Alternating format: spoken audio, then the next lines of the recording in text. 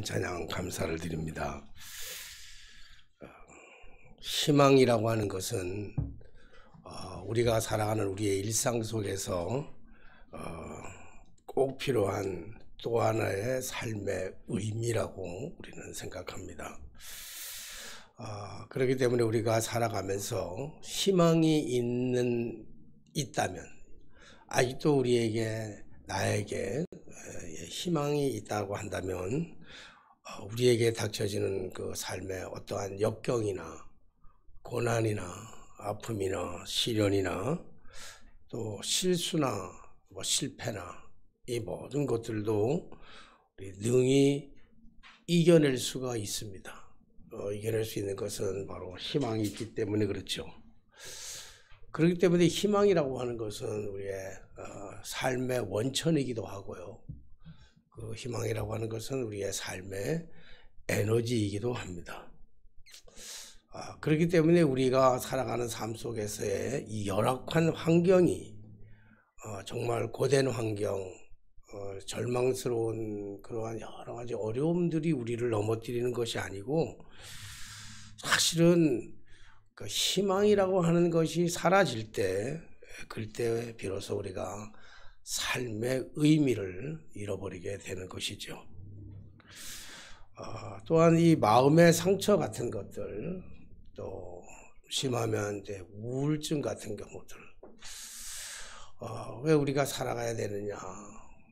어제까지만 해도 멀쩡하게 기쁨으로 즐거움으로 살아갔는데, 또 어제 어떤 분을 만나가지고 이야기를 하다 보니까 참 이 문제만 해결되면 참 이게 우리를 너무 고달프게 한 것 같아가지고 그 문제만 해결되면 자유로워질 줄 알았는데, 마음이 편할 줄 알았는데, 마음이 행복할 줄 알았는데, 오히려 그 문제가 사라지고 나니까, 그 문제가 죽음으로 끝나고 나니까, 더 이상 볼 수 있는 게 아니니까 왠지 모르게 살아가는 삶의 의미가 없어진다는 거예요. 왜 살아야 하는지, 내가 왜 살아야 되는지 존재의 의미를 잃어버렸다는 거예요. 그런 얘기를 들으면서 환경이 그렇게 만들어간 게 아니라 희망이 없어진 거예요. 살아가야 될 삶의 의미가 없었다는 얘기는 내일에 대한 희망이 사라졌기 때문에 그렇게 힘든 거죠. 그래서 마음의 상처가 오게 되기도 하고, 우울증에 빠지기도 하고, 심지어 공황장애 오기도 하고, 요즘에 와서는 많은 사람들이 젊은이들에게도 희망이 빼앗기다 나니까 젊은이들도 이제 마약을 가까이 이제 하게 되는 것이죠. 그래서 사탄은 우리에게 어떻게든지 희망을 뺏어가기 위해서, 희망을 뺏어갈 수 있는 일이 있다고 한다면 마귀는 우리의 필요한 것들을 다 줘요. 다 주면서, 우리에게 필요한 모든 것들을 주면서 한 가지만 뺏어가려고 하는데, 그것이 바로 희망이라고 하는 것을 빼앗아 가려고 마귀는 이렇게 오늘도 눈을 부라리고 믿는 자들을 찾아서 공격하고 이제 그러는 것이죠. 사실 많은 요즘 젊은이들은요, 우리 마약이라고 하는 것이 정말 우리 가까이, 너무 가까이 와 있는 거예요.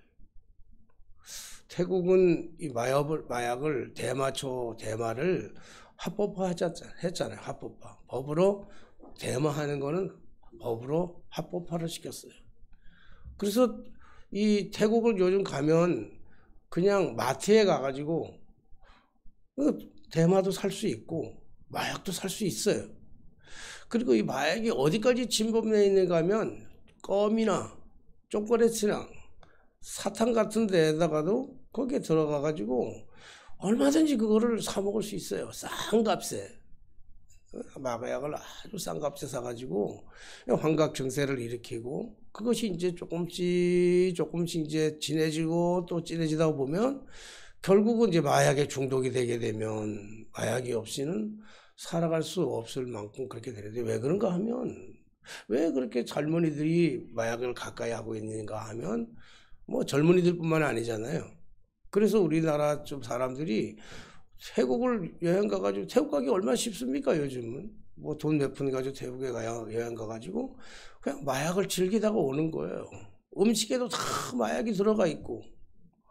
우리도 어쩌면 우리 주변에도 우리도 모르는 사이에 그냥 마약을 가까이 접하고 있을런지도 모른다고요. 뭐 약들 속에서도 자그마한 마약 성분을 조금씩 넣어가지고 우리가 약을 처방받기도 하고, 뭐 이제 우리가 아주 너무 오픈돼 있어. 그래서 뭐 정부에서는 마약과의 전쟁을 선포하기도 하고 그러는데, 좀 마약 청정국이라고 하는 이 우리나라 대한민국이 이제는 청정국이라고 말할 수가 없이 마약과의 전쟁을 선포할 수밖에 없는, 지금 심각한 문제가 왔는데, 왜 이런 심각한 문제가 왔는가 하면 다른 이유가 있는 것이 아니라 살기가 더 힘들어져서가 아니라 희망이 사라졌기 때문에 그렇습니다. 이스라엘 백성들이 430년 동안 애굽에 종살이를 하다가 출애굽을 하게 된 그 배경과 원인이 어디에 있겠어요? 그들은 희망이 있기 때문에, 자신들이 또 다른 하나의 삶의 의미를 가지고 희망이 있었기 때문에, 내일에 대한 희망을 가지기 때문에 출애굽을 그들이 할 수가 있었던 거예요. 출애굽하는 때 얼마나 두렵겠어요. 430년 동안이나 비록 종살이는 했지만 430년 동안 이집트에 살았단 말이에요. 그러니까 모든 생각, 문화 이런 것들이 처음에 이사 가면 뭐 저희들 같은 경우는 지하실로 갔을 때도 저 지하실에 가니까 막 곰팡이 냄새가 나기도 하고 막 불편하기도 하고, 근데 2년이 지나고 나니까 전혀 불편한 걸 못 느끼겠어요. 뭐 곰팡이 냄새도 안 나고, 뭐 우리 사람이 조금씩 어디 나갔다 오면 집에서 곰팡이 냄새가 난다 그러긴 하는데, 뭐 저는 뭐 곰팡이 냄새 나는 것도 모르고 불편한 게 하나도 없어요. 2년이 지났는데 430년 동안 저들이 애굽에 종살이를 하고 살았지만 저들이 살아갔던 것이 몸에 배했기 때문에 어디를 떠난다라고 하는 것은 굉장히 두려운 일이에요. 우리 이사 간다는 게 얼마나 두렵습니까? 굉장히 두려운 일인데도 불구하고 그들이 430년의 그 생활을 청산하고 출애굽을 할 수 있었던 것이 뭐냐면 희망이기 때문에, 희망. 그러니까 희망은 삶의 모든 어려움들, 고난들, 역경들, 이 모든 것들을 극복할 수 있는 삶의 또 다른 의미란 말이에요. 희망이 그렇게 중요해요. 이스라엘 백성들이 또한 440년 동안이나 그 광야에서 그 온갖 고난과 역경과 고초를 당하면서 먹을 것도 없고 마실 물도 없고, 낮에는 뜨거운 태양열에 밤에는 그 추위에 견뎌내야 되는 그러한 세월을 40년 동안에 살았어도 그들이 낙심하지 아니하고 절망하지 아니하고 삶을 포기하지 않았던 그 이유 중에 하나가 뭐냐면 그들에게는 희망이라는 게 있었기 때문에 그렇습니다. 그래서 그 희망이 있으니까 불편함도 감수할 수 있는 거예요. 어려움도 감수하고 고난도 역경도 이겨낼 수 있는 그 힘이 어디에 있었냐면 바로 희망이라고 하는 것이 있었기 때문에 그래요. 그때 그 이스라엘 백성들이 꿈꾸는, 이스라엘 백성들이 가지고 있는 그 희망이 뭐겠어요? 이스라엘 백성들이 가지고 있는 희망이라고 하는 것은 가나안 땅입니다. 가나안, 젖과 꿀이 흐르는 가나안 땅. 가나안 땅에 가면 젖과 꿀이 흐르는 것이고, 가나안 땅 가면 우리의 인생의 그 모든 슬픔도 아픔도 고난도 모든 것은 다 끝나버리고 풍요 속에서 우리가 낭락한 삶 속에서, 그들이 만나와 메추라기를 먹으면서 마늘이 없고 양파가 없고 부추가 없고 이런 광야의 삶을 살아간다 할지라도 그들은 그 속에서도 나름대로 의미를 가지고 있었다고 한다면, 가나안 땅에 들어가기만 하면 우리에게 먹을 것이 풍성할 것이고 물이 풍부할 것이고 마늘도 생강도 부추도 양파도 충분히 먹을 수 있을 거라고 그들은 희망에 부풀어 있었기 때문에 그렇습니다. 그래서 이스라엘 백성들은 죄송합니다. 이스라엘 백성들은 그 희망이라고 하는 그 부푼 꿈을 가지고 그들이 그 나름대로의 많은 그 대가를 치러가면서 원한의 대가, 고통의 대가, 아픔의 대가, 이 많은 대가를 지불하면서까지도 희망이라고 하는 것 때문에 살아갈 수 있었고, 그리고 하나님께서는 그들의 희망과 더불어서 하나님은 하나님이 말씀하셨던 하나님의 그 언약, 하나님의 약속의 말씀처럼 사실 40년이라고 하는 시간은 걸리긴 했지만 이스라엘 백성들을 가나안 땅에 정착하게 만들어 주셨어요. 하나님의 약속의 성취입니다. 하나님은 반드시 우리와 약속하신 것을 반드시 지키시는, 하나님의 약속에는 부도수표가 없어요. 하나님의 약속은 반드시 성취하게 되는데 하나님의 때에 하나님의 방법대로 하나님의 시간표에 맞춰서 하나님의 그 약속은 반드시 성취되게 되어 있는 것이죠. 그래서 이스라엘 백성들이 그들이 그렇게 그토록 꿈꾸었던 가나안 땅, 그들은 정복하잖아요. 하나님의 은혜로, 하나님의 축복으로, 하나님의 역사하심으로. 물론 이스라엘 백성들이 노력도 했지만 이스라엘 백성들의 노력과 애씀보다는 하나님의 절대적인 주권이 이스라엘 백성들로 하여금 그 약속의 땅, 젖과 꿀이 흐르는 가나안 땅에 입성하게 되었습니다. 가나안 땅에 들어가서 이스라엘 백성들은 비로소 희망이라고 하는 것을 버렸어요. 희망이라고 하는 게 사라졌어요. 왜 사라졌습니까? 희망이 현실이 되었으니까. 희망을 꿈꾸었던 가나안 땅에 대한 그 나름대로의 그 꿈을 꾸었던, 그곳에서의 모든 그 땅에 들어가는 꿈을 꾸었었는데 그 꿈이 현실화되었으니까 이제는 희망이라는 것도 있을 수가 없게 되는 것이죠. 희망이 없어져서, 희망이 사라졌습니다. 그런데 그들이 430년 동안 꿈꾸던 가나안 그 애굽을 포기하고 40년이라고 하는 기나긴 광야의 삶 속에서, 고통 속에서 수없이 많은 대가를 치르고 가나안 땅에 들어갔는데, 가나안 땅에 들어간 그 꿈이 현실이, 그다음에 희망이 현실이 되고 나가지고 희망을 버렸는데 현실이 되고 나니까 다 얻고 나니까, 그리고 났는데 이스라엘 백성들에게는 진정한 행복이 찾아왔냐는 겁니다. 저들이 꿈꾸었던 희망은 가나안 땅에 들어가기만 하면 모든 것이 다 해결될 거라고 생각했기 때문에 수없이 많은 광야의 삶 속에서 대가를 치러가면서도 그것을 견뎌낼 수 있었어요. 아픔도, 고난도, 역경도, 실패도, 실수도, 그 모든 것들을 겪어내면서 결국은 희망이라고 하는 가나안 땅이라고 하는 가나안의 땅에 들어가기만 하면 행복할 거라고 생각했는데, 정작 가나안 땅에 입성하고 나서는 그들에게 희망이 행복으로 바뀐 것이 아니라 오히려 그들에게는 희망 대신 절망이 찾아왔죠. 행복 대신 불행이 찾아왔던 거예요. 가나안 땅에 들어가면 행복할 거라고 생각했는데 가나안 땅에 들어가 보니까 행복은커녕 저들이 자신들이 원했던 그런 자신들이 원하는 삶과는 너무 동떨어진 그러한 삶을 살아갈 수밖에 없었습니다. 왜 그렇습니까? 이스라엘 백성들이 가지고 있었던 진정한 희망은 땅에 있었기 때문에 그래요. 가나안이에요, 가나안. 그들의 희망은 가나안이. 출애굽을 하면서 광야에 40년을 지나는 그 동안에 모든 삶의 통해서 그들의 오로지 희망이 있었다고 한다면 가나안 땅이.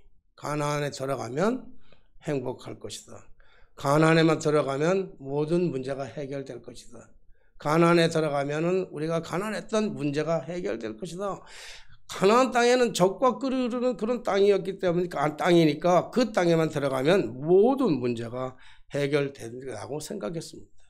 그래서 그들의 희망은 가나안이었어요. 땅에 있었어요. 땅이 희망이 되다가 보니까 땅을 차지하고 나서 희망을 버리게 됐어요. 가나안의 희망이었는데 성취가 되고 나니까, 현실이 되고 나니까 더 이상 땅에 대한 희망을 가질 필요가 없잖아요. 근데 그 희망을 버리고 난 후에 땅이 그들을 행복하게 해 주었느냐? 그 땅이, 가나안 땅이 저들을 진짜 행복하게 해 주었느냐? 아니. 그들은 가나안 땅에 들어가서 행복이 시작될 줄 알았는데 가나안 땅에서 오히려 불행이 시작되었죠. 그것은 단순히 땅의 문제가 아니라 사람, 즉 이스라엘 백성들에게 문제가 생긴 거예요. 땅은 여전히 풍요로웠습니다. 가나안 땅은 그들이 생각했던 대로 적과 끓이 흐르는 땅이었어요. 풍요했어요. 아름다웠어요. 넉넉했어요. 모든 것이, 모든 삶의 모든 것이 자신들을 풍요롭게 할 만큼 넉넉했어요. 그러나 그 많은 풍요로움들이, 광야에서 경험하지 못했던 그 수없이 많은 풍요로움들이 오히려 이스라엘 백성들의 마음에 빈곤을 채워주지를 못하는 거예요. 왜요? 욕망 때문에, 욕심 때문에. 많은 거 생기면 행복할 줄 알았어요. 근데 많은 게 생기니까 욕심이 생기는 거예요. 더 갖고 싶은 거예요. 더 많이 누리고 싶은 거예요. 더 많은 것을 먹고 싶은 거예요. 더 많은 것을 갖고 싶은 거예요. 그러니까 땅은 여전히 풍요 속에서, 땅은 여전히 소출을 내고 있지만 그 많은 소출 속에서도 채워지지가 않는 거예요. 풍요 속의 빈곤이라고요. 요즘은 그 마트에 가서 물 한 병 사 먹는데도 참 힘들어요. 왜 힘든가 하면 돈이 없어서가 아니라 물의 종류가 너무 많아. 그래서 뭘 사 먹어야 될지를 모르겠어. 비싼 거 사 먹으려니까 돈이 아깝고, 싼 거 사려니까 물이 나쁜 것 같고, 평창술을 먹어야 될지, 삼다술을 먹어야 될지, 백산술을 먹어야 될지, 물도 많기도 많아. 물은 천지인데 뭘 먹어야 될지 모르는 이걸 갖다가 풍요 속의 빈곤이라고 그런단 말이에요. 가나안 땅에 들어가면 저들은 진짜 행복할 줄 알았어요. 다 누릴 줄 알았어요. 누리면 행복할 줄 알았어요. 가지면 행복할 줄 알았어요. 근데 누릴수록 불행해요. 가질수록 불행해요. 왜? 더 가지려고. 문제는 더 가지려고 하니까. 그것이 뭐냐면 희망이 땅이었고, 땅을 향해서 끊임없는 인간의 욕심과 욕망이 차고 넘쳤기 때문에 그렇습니다. 그러니까 가나안 땅에 들어가가지고 사실은 정치가 문제가 있었던 게 아니에요. 사실은 문화가 문제가 있는 게 아니에요. 사실은 들어가가지고 경제가 문제가 있었던 게 아니에요. 진정한 문제는 그 가나안 땅에 들어가서 이스라엘 백성들에게 찾아오는 진정한 문제는 뭐냐면 신앙의 균열이 가기 시작했단 말이에요. 신앙이 깨지기 시작했어요. 풍요한 것이, 그리고 문화가, 과학이 하나님을 점점 멀어지도록 만들었다고요. 그러니까 그들이 가나안 땅에 들어가서 그 풍요 속에 살아가다 보니까, 그들의 문화 속에 살아가다 보니까 그 문화 속에서 가나안의 문화 따라서 가나안에서 행복하게 살아가려고 하다 보니까 그들에게는 하나님의 의미가 필요 없어요. 하나님이 없어도 돼요. 하나님이 없이 이방신들을 섬기며 살아가도 훨씬 살아가는 게 좋은 거예요. 돈을 쫓아가는 게 훨씬 좋아요. 먹는 걸 쫓아가는 게 훨씬 좋아요. 왜냐하면 그들의 희망은 땅에 있었기 때문에요. 이스라엘 백성들이 하나님을 버리게 되니까, 이스라엘 백성들이 하나님을 의식하지 않게 되고 문화 속에서, 그 땅 속에서 살아가다 보니까, 풍요 속에서 욕망과 욕심을 따라 살아가다 보니까 하나님은 온데간데 없어졌어요. 꿈이 하나님이래야 되는데 꿈이 하나님이 아니고, 희망이 하나님이 아니고 물질에 있었고 하나님이 아니고 땅에 있었기 때문에 그래요. 그래서 이스라엘 백성들이 하나님을 멀리 하니까 하나님도 이스라엘 백성들을 떠날 수밖에 없었어요. 이스라엘 백성들이 하나님을 버리니까 하나님도 이스라엘을 떠나게 됐죠. 이것이 바로 이스라엘 백성들에게는 희망이 하나님이 아니라 땅이었기 때문에 그렇습니다. 희망은 땅이 아니라 하나님이어야만 하는데 말입니다. 이스라엘 백성들은 하나님이 없어도 잘 살 거라고 생각했어요. 풍요 속에서. 근데 그것은 이스라엘 백성들의 오만이었고 이스라엘 백성들의 착각이었습니다. 하나님 대신에 가나안의 신을 숭배했고 풍요의 신을 숭배했고 욕망의 신을 숭배했고 쾌락의 신을 숭배했고 그래서 바알과 아스타롯이 필요했던 거예요. 우상들이 필요했어요. 하나님보다는 우상들이. 자신들에게 행복을 가져다 주는 것은 진정 하나님이 아니라 우상들이라고 생각했기 때문에 그랬어요. 그들이 그 시대를 살아가기 위해서는 가나안 땅에서 살아가기 위해서는 그들에게는 그들만의 가나안의 문화가 필요했고 가나안의 신이 필요했기 때문에 그렇습니다. 그런 것들이 그 가나안의 그 모든 문명들이 가나안의 그 모든 풍요들이 이스라엘 백성들 그 현실을 자극하고 결국은 하나님에 대한 희망마저도 빼앗아가게 되었던 것이죠. 이스라엘 백성들은 하나님이 주신 땅에서 오히려 하나님이 주신 가나안 땅에 들어갔는데 행복은커녕 오히려 그 가나안 땅에서 이제 블레셋 사람들의 공격을 받게 되었어요. 침략을 받게 되었어요. 문명과 문화는 풍성하고 땅은 여전히 기름지고 소출되었지만 환경은 점점 더 어려워지는데 그것이 뭐냐면 하나님은 누구를 들었으니까 하면 블레셋이라고 하는 군대를 들어서 이스라엘 백성들을 괴롭히기를 시작하는 거예요. 그러니까 이스라엘 백성들은 하나님의 약속에 성취된 하나님의 그 땅, 거룩한 땅, 약속의 땅, 젖과 꿀이 흐르는 가나안 땅에 들어갔지만 결국은 주변 나라들의 공격, 블레셋의 공격에 따라서 이스라엘 백성들은 끊임없는 참패를 경험할 수밖에 없었죠. 우리가 잘 알다시피 엘리 제사장 시절에 홈리와 비누아스가 전쟁에 나가서 죽고 그리고 이스라엘 백성들이 그렇게 소중하게 여겼던 법궤마저도 빼앗겨버리고 말았습니다. 법궤를 찾아오는데 이스라엘 백성들의 노력을 가지고 찾아온 게 아니잖아요.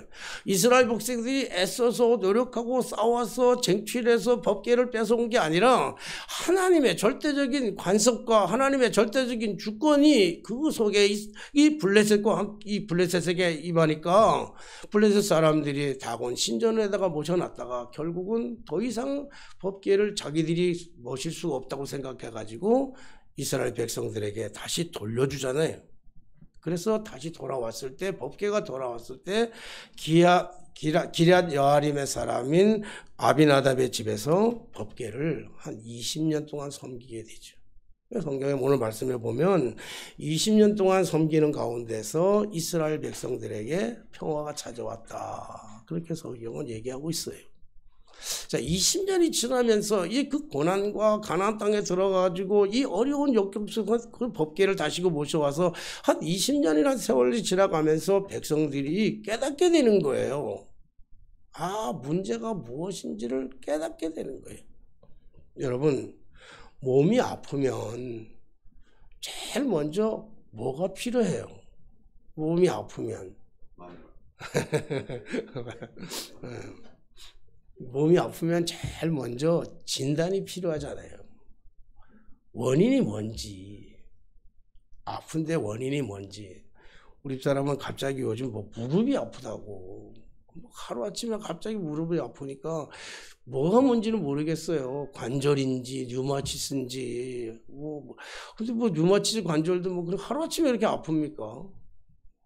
오늘 아침에 내가 위로하는 의미에서 얘기가 몸살이 된통으로 오면 뼘마디가 다 쑤시니까 그거 아니겠냐. 우리 사람은 이 아프면 자꾸 자가진단을 먼저 해요. 자가진단을. 근데 뭐 자가진단도 필요하긴 하지만 제일 중요한 건 뭐냐면 전문가에 의해서 정확한 병의 원인이 무엇인지를 진단해야 되잖아요. 그 다음에 진단하고 나면 그 다음에 거기에 딱 맞는 약을 처방받아야 되는 거예요. 그렇잖아요. 약을 잘못 처방해서 진단이 잘못되니까 진단을 잘못하고 나니까 몸살로 인해서 뼈마디가 아프면 몸살 감기약을 먹어야 되는데 자꾸 관절약을 먹고 류마티스 약을 먹으면 되겠냐고요. 의사들이 계속 물어보면 가는 것마다 다 달라. 물어보면 다 달라. 이 의사는 뭐라고 그러고 저 의사가 다 아는데. 근데 제일 중요한 거는 정확한 병의 진짜 원인이 뭔지를 정확하게 찾아야 되고 그 병의 정말 원인을 찾아낸다고 한다면 그 다음에는 약을 어떤 약을 써야 될지에 대한 정확한 처방약이 필요하단 말이에요. 그래야 고쳐지는 거죠. 우리가 인생을 살아가면서 우리에게 닥쳐지는 우리의 인생의 문제도 마찬가지라고 생각해요. 우리의 인생에 찾아오는 문제가 발생되는데 우리의 삶 속에서 찾아온 내 인생의 삶의 문제 속에서 이 문제가 찾아오면 이 문제의 진짜 원인이 어디 있냐고요. 정신적인 문제가 와도 몸이 아파요. 몸이 아파도 정신적인 문제가 와요. 영적인 문제가 찾아오면 하나님과의 나와의 관계가 깨어지고 나면 문제가 나오면 우리의 삶 속에 심각한 문제들이 찾아오게 되어 있어요. 그러면 가장 문제, 지금 내 삶에 있어서의 이 문제의 가장 큰 원인이 뭔지를 찾아내야 되는데 원인을 자기 혼자서 자가 진단해가지고 하는 경우가 얼마나 많은지를 모른다고요. 이스라엘 백성들이 지금 한 20년을 지나오면서 그 가나안 땅에서 문제가 뭔지를 알게 되는 게 문제의 근원이 뭔지를 알게 되는 거예요. 깨달은 거예요. 문제의 원인이 자신들의 문제의 원인이 지금까지의 문제의 원인은 희망이 땅이라고 생각했어요. 가나안 땅이라고 생각했다고. 가나안 땅에만 들어가기만 하면 자신들이 젖과 꿀이 흐르는 땅에서 자신들이 모든 것들을 다 채워줄 거라고 생각했는데 들어가서 채워도 다 채워지지 않는 거예요. 먹어도 배부르지 않는 거예요. 입어도 추위를 해결할 수가 없는 거예요. 그 문제를 깨닫는 거죠. 그러니까 희망이 우리가 지금까지의 희망은 가나안 땅, 그 땅, 젖과 꿀이 흐르는 땅이 희망이었는데 희망은 그것이 아니라 우리의 진정한 희망은 하나님이구나 라고 하는 사실을 알게 되었어요. 하나님이 희망이에요. 문제는 땅에 있었던 것이 아니라 문제는 그들의 신앙적 균열에 있었던 거예요. 사랑하신 성도 여러분, 오늘 여러분들이 꿈꾸고 있는 여러분들의 희망은 무언가요? 여러분들이 목숨을 걸고 지키려고 하는 그 희망, 내가 오늘 살아가야 될 삶의 진정한 의미로서의 그 희망은 무언가요? 땅인가요? 물질인가요? 건강인가요? 명예인가요? 권력인가요? 부귀와 영화인가요? 오늘 우리의 진정한 희망은 어디에 있습니까? 오늘 이스라엘 백성들이 비로소 깨달았어요. 우리의 희망은 하나님께 있구나. 하나님께 희망을 둬야 되는데 그러면 하나님께 희망을 두려면 어떻게 해야 되느냐. 거기에 그들은 고민을 가지고 그들이 각성하고 있을 때 사무엘이 말합니다. 자, 모이자. 어디로 모이냐면 미스바로 모이라. 우리로 얘기한다면 지금 얘기하면 아마 강화문 강당쯤 되지 않겠어요? 모여라. 왜? 우리가 하나님께로 돌아가야 한다.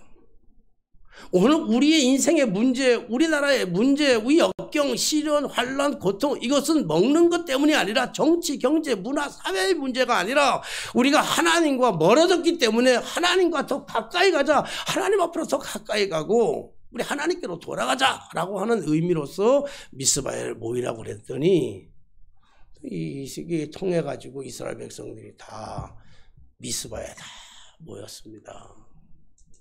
지금 우리로 생각한다면 이제 광화문에 다 모였어요. 그러니까 광화문에 다 모여서 뭐 합니까? 예배하잖아요. 하나님을 찬양하잖아요. 하나님을 부르잖아요. 그런데 여기에 심각한 문제가 생기는 거예요. 왜냐하면 그들이 미스바에 모였다라고 하는 것을 블레셋 사람들이, 주변국 블레셋 사람들이 그걸 듣고는 모든 방백들을 다 모아 따라가는 것은요, 모든 군대를 총동원해가지고 지금 이스라엘 백성들을 치러 광화문으로 가고 있어요. 미스바로. 그러니까 이스라엘 백성들이 미스바에 모였던 이스라엘 백성들이 심각한 문제를 가지고 두려워해요. 그들은 이스라엘 백성들은 블레셋과 싸울 만한 용기도 없고 블레셋과 싸우면 이길 만한 전략도 없고 부기도 없고 상대가 안 돼요. 지금 예배하러 갔는데 무슨 총을 가지고 나갔겠습니까? 칼을 가지고 나갔겠습니까? 창을 가지고 나갔겠습니까? 지금 예배하러 갔는데. 그러니까 블레셋이 조여 들어오는 거예요. 사방팔방으로 해가지고 광장에 모였으니 얼마나 그들이 공격하기 좋아요. 그러니까 블레셋 사람들이 사방팔방으로 모여서 이스라엘 백성들을 공격하기 위해서 들어오니까 이스라엘 백성들이 그때 너무너무 두려운 거예요. 싸워서 이길 만한 힘도 없고 도망갈 데도 없고 너무너무 힘드니까 다시금 사무엘에 와가지고 간곡히 부탁을 해요.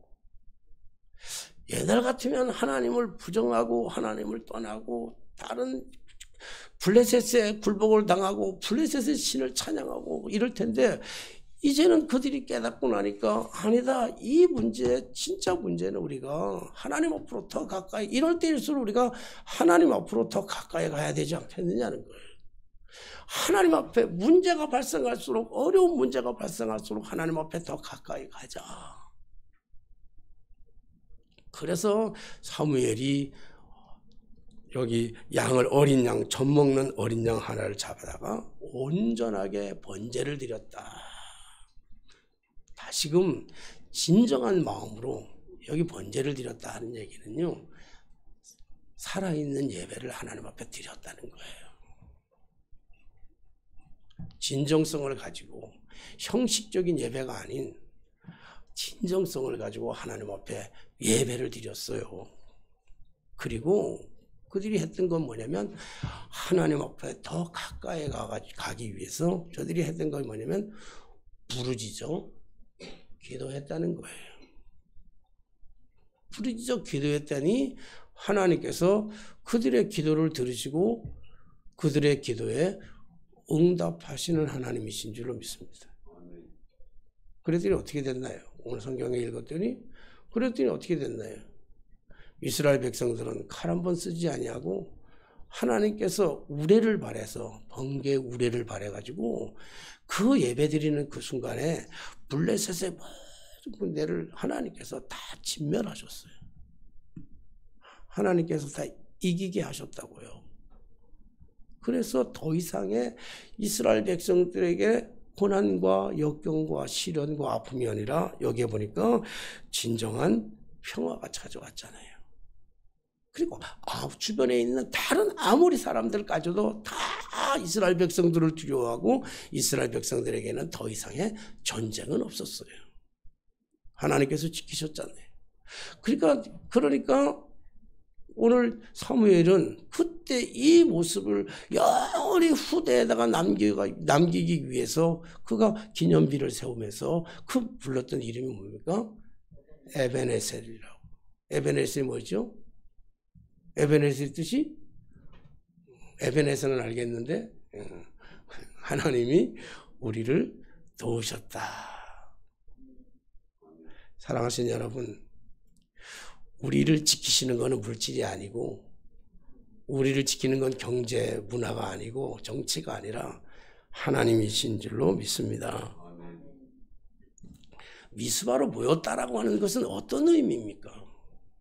오늘 이 시대에 미스바로 모였다라고 하는 의미는 예배의 자리로 나왔다라고 하는 거예요.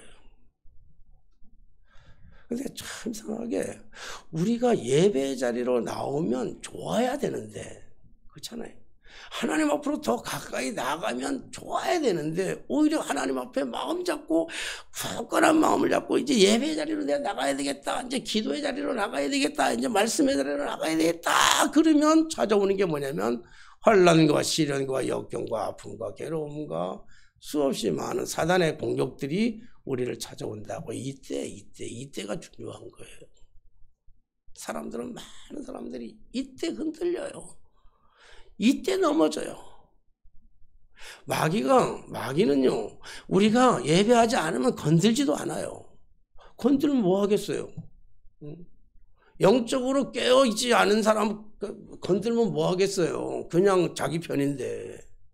영적으로 깨어있으면 이제 내가 이렇게 살아가면 안 되겠구나. 내가 하나님과 멀어져가 살았구나. 안 되겠구나. 이제 내가 하나님 앞으로 좀 더 알아가야 되겠다. 내가 예배의 삶이 망가졌구나. 내가 이 예배의 삶을 다시 한번 회복해야 되겠다. 내가 기도를 정말 너무 못하고 살아왔구나. 영적으로 하나님을 너무 멀리서 기도를 멀리하고 살았구나 라고 마음 잡고 기도하려고 하면, 마음 잡고 예배하려고 하면, 마음 잡고 하나님 앞에 나오려고 하면 여지없이 마귀는 공격한다고요. 가만히 놔두지를 않는다고요. 근데 거기서 넘어져. 거기서 타협을 해. 거기서 마귀와 타협을 하는 거예요. 거기서 물질과 타협을 하는 거예요. 마귀는 온갖 것들을 다 줘가면서 희망을 뺏어버립니다. 희망이 땅이 아니라 하나님인데 하나님을 멀리하게 한다고요. 예배를 멀리하게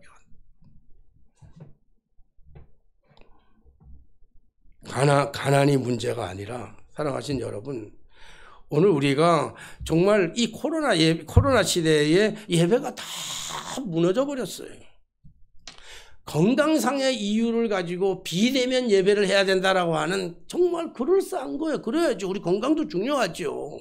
보건도 중요하죠. 공공의 질서가 중요해요. 정말 중요해요. 그걸 나쁘다고 얘기할 수는 없지요. 그러나 그런 것들을 빙자 삼아서, 그런 것들을 이유 삼아서 문제가 뭐냐면 예배를 점점 멀리하게 했다고요. 코로나가 심할수록 우리가 하나님 앞에 더 가까이 가기보다는 어떻게 하면 코로나를 대처할까를 생각했지, 하나님 앞에 더 가까이 나아가서 엎드려서 기도할 생각은 별로 안 했던 것을 볼 수 있어요. 이 코로나가 지금 팬데믹이 돼가지고 이제 모두가 다 이제 열려서 요즘은 코로나를 독감보다도 무섭게 생각 안 하는 것 같아. 그런데 예배가 회복이 안 되잖아요. 여러 가지 이유로 예배가 회복이 안 돼요. 근데 예배가 회복이 안 되면서도 우리 안에, 우리의 삶 속에 진정 코로나 이전만큼 행복하냐고요. 가난 때문이 아니잖아요. 예배가 무너짐과 동시에 신앙에 균열이 생기게 되었고 희망이 점점 사라지게 되었어요. 오히려 하나님과 점점 멀어지게 되었습니다. 하나님과 점점 멀어지면서 우리의 신앙은 액세서리에 불과하게 되었고, 하나님은 인식에도, 의식조차도 없어요. 행복과는 점점 멀어지는 것이죠. 사랑하신 여러분, 이 시대는 가난의 문제가 아니고 취업의 문제가 아니고 시집 장가가지 못하는 것이 문제가 아니라 희망이 사라져가는 데 문제가 있습니다. 하나님이 사라져가는 데 문제 있습니다. 사랑하신 여러분, 희망은 하나님이어야만 합니다. 예배의 자리로 나와야 합니다. 예배의 자리로 나올 때 물론 방해가 심할 수 있습니다. 여러 가지 예배를 방해하는 여러 가지 이유가 있어요. 조건이 그럴싸한 이유가 있습니다. 그러나 오늘 설교의 제목처럼 두려워하지 말고 믿기만 하고 나오면 돼요. 우리가 하나님 앞에 나와서 하나님 앞에 우리가 전적으로 맡기면 블레셋의 문제는 우리가 해결해야 할 문제가 아니에요. 가난의 문제는 내 힘으로 해결할 문제가 아니고, 건강의 문제는 내 노력으로 해결할 문제가 아니고, 우리가 하나님 앞에 완전히 예배가 회복되면, 예배자로 나오면 하나님께서 우리에게 필요한 모든 것들, 그러므로 너희는 무엇을 먹을까, 무엇을 입을까, 무엇을 마실까 염려하지 말아라. 이거 너희들에게 필요한 거 다 안다. 근데 그런 거는 구하는 거는 다 이방인들이 구하는 것이다. 여러분들에게 여러 번 말씀드렸지만 여기서 말하는 이방인들이라는 게 뭐예요? 이방인들이라고 하는 건 고아 같은 거거든요. 아버지가 없어요. 여러분, 우리에게는 아버지 전능하신 하나님, 창조의 하나님, 능력의 하나님, 우리의 인생의 모든 죄의 문제까지도 해결하시기 위해서 독생성자 예수 그리스도를 아낌없이 이 땅에 보내주시고 십자가에 달려 돌아가시기까지 우리를 사랑하셨던 그 하나님 아버지가 저와 여러분들의 아버지인 줄로 믿습니다. 우리가 하나님 앞으로 좀 더 나아가면, 하나님 앞에 한 걸음 더 나아가면 어려울수록 힘들수록, 위기일수록, 실패했을수록, 실수했을수록 오히려 하나님 앞으로 더 가까이 나아가면 하나님께서 우리의 예배를 받으시고 우리의 기도를 들으시고 응답하셔서 우리 인생의, 내 삶의 근본적인 문제의 원인을 해결해 주시는 하나님의 그 에베네셀의 하나님, 우리를 도우시는 하나님의 그 은혜를 늘 삶 속에서, 오늘의 삶, 내일의 삶, 모레의 삶 속에서도 그 하나님을 경험하며 승리하는 저 여러분들의 삶이 되게 되시기를 주님의 이름으로 축원합니다. 기도하겠습니다. 날마다 우리의 삶 속에서 개입하시고 우리가 넘어지고 쓰러지고 실패하고 낭망할 때 우리를 향해서 책망하고 왜 그랬냐고 나무라시는 분이 아니라 다시금 일으켜 세워주시고 상처난 부위를 싸매주시고 어루만져 주시고 눈물을 닦아주시며 위로하시고 다시 한번 희망을 갖게 하시는 전능하신 주님을 바라보며 찬양합니다. 참 살기 어려운 이 시대를 살아가고 있습니다. 코로나, 독감, 이 여러 가지가 건강적으로 우리를 위협하고 있는 이 시대를 살아가고 있습니다. 집값은 끊임없이 떨어지고 경제적인 위기, 은행의 이자는 날마다 올라가는 이러한 불안한 시대를 우리가 살아가고 있다 할지라도 이 시대는 오히려 희망, 그것이 희망이 아니라 하나님이 희망이 되게 하시고 하나님 앞에 더 가까이 가고 우리의 무너졌던 예배를 다시 한번 회복하고 잃어버렸던 기도의 줄을 다시 한번 붙잡게 하여 주시고 그래서 하나님 앞으로 점점 더 가까이 갈 수 있는, 그래서 에베네셀의 하나님, 오늘도 내일도 영원토록 우리를 도와주실 그 에베네셀의 하나님을 찬양하며 간증하며 승리하며 이 시대의 간증의 주인공으로 살아갈 수 있는 저희 모두가 되게 하여 주옵소서. 사단의 세력들이 여러 가지 혼미한 영으로 여러 가지 이 세상에 우리에게 필요한 여러 가지 것들로 공격해 온다 할지라도 주여 그들과 타협하지 말게 하시고 오직 하나님만 바라보며 두려워하지 말고 믿음으로 승리하는 저희들의 삶이 되게 해 주옵소서. 예수님의 이름으로 기도하옵나이다. 아멘. 찬송가 50장 부르시면서 드려진 예물 봉헌하겠습니다.